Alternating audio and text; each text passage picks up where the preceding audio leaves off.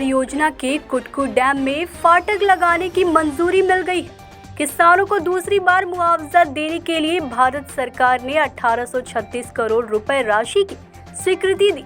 ये देश में शायद पहला उदाहरण होगा कि एक ही जमीन के लिए दो बार भारत सरकार मुआवजा दे रही है। इससे झारखंड समेत बिहार के 3 जिले में किसानों को फायदा पहुंचेगा। औरंगाबाद से सांसद सुशील सिंह ने ये जानकारी दी। मीडिया से बातचीत में 60 साल के कार्यकाल का हिसाब मांगने लगे। हालांकि उन्होंने ये नहीं बताया कि वो किससे हिसाब मांग रहे हैं। बिना नाम कहा कि जन अदालत लगवा ले और वहीं अपनी उपलब्धियां गिनाए। मैं भी जनता के सवालों का जवाब बंद कैमरे में नहीं, खुले मंच से देने को तैयार हूँ। औरंगाबाद से दीनानाथ मवार की रिपोर्ट। औरंगाबाद संसदीय क्षेत्र के और साथ साथ झारखंड के पलामू जिले, औरंगाबाद संसदीय क्षेत्र के औरंगाबाद और गया जिला, ये 3 जिलों के किसानों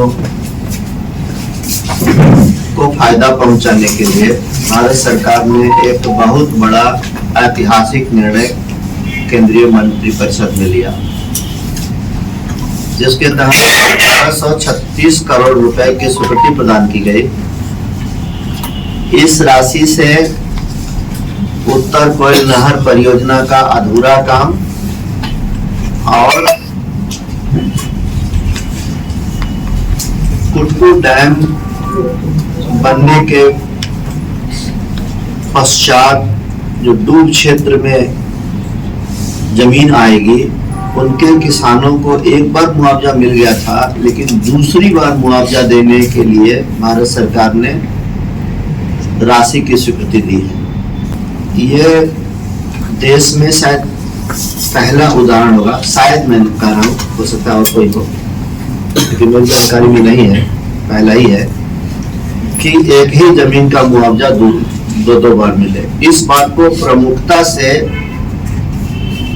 जनता के सामने नहीं रखा गया, जबकि मैंने कहा था कि ये एक अनोखा उदाहरण है कि एक ही जमीन का मुआवजा दूसरी बार सरकार दे, और वो इसलिए दिया जा रहा है कि पलामू, औरंगाबाद और गया के 25 लाख से अधिक किसानों का भला हो।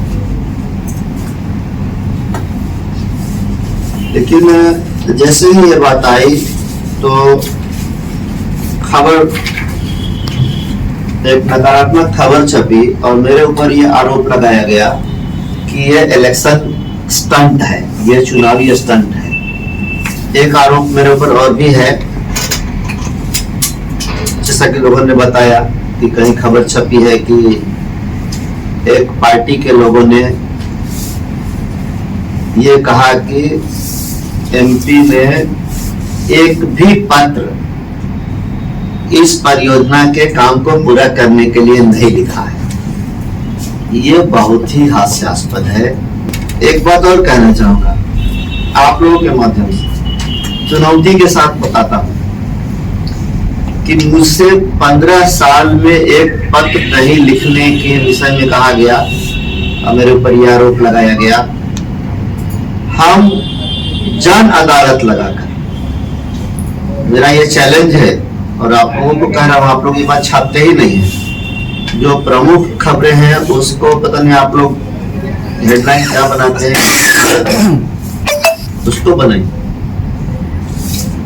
15 साल की अपनी उपलब्धि, कामयाबी मैं जन अदालत में रखने के लिए तैयार हूं, और जिसको हमसे जो सवाल करना है वो करेंगे। और 60 साल का अपना हिसाब लोग दें, 15 साल का अपना हिसाब हम देने के लिए हर हमेशा तैयार हैं, और जनता के सामने तैयार है। बंद कमरे में नहीं, खुले मंच से खुली अदालत में हम देने के लिए तैयार हैं। हम 15 साल का हिसाब देने के लिए तैयार हैं, लोग अपना 60 साल का हिसाब देने के लिए बात करें। ये बात मैं आप लोगों को कहना चाहता हूं। मैं आपने पूछ लिया इसलिए बोल रहा हूं, वरना मैं हर राह चलते आदमी और अरे गहरे का जवाब देने के लिए बाध्य नहीं हूँ। मुझे पता है मेरी ड्यूटी क्या है।